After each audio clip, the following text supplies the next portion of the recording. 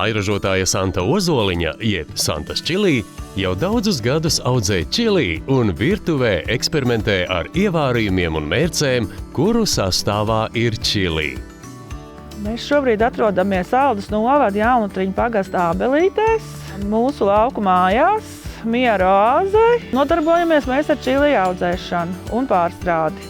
Čili jebkam piešķir piesātinātu garšu. Šie produkti ir radīti tiem, kas novērtē kvalitāti un vēlas pievienot savam ēdienam neatkārtojumu raksturu.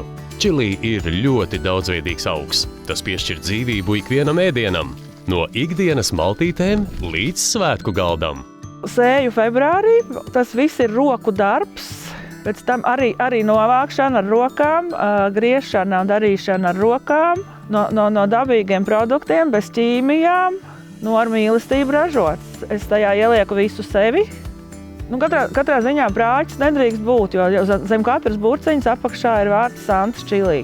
Santas Čilī nozīmē garšu eksploziju. Produktu klāstā ir čilī želeja, marinēti čilī pipari, kaltēti tomāti eļļā, bumbieru un apelsīnu ievārījums un citi produkti. Izvēlies garšu, kas paliek atmiņā. Santas Čilī tagad pieejami arī provinces produktu pašapkalpošanās aparātā.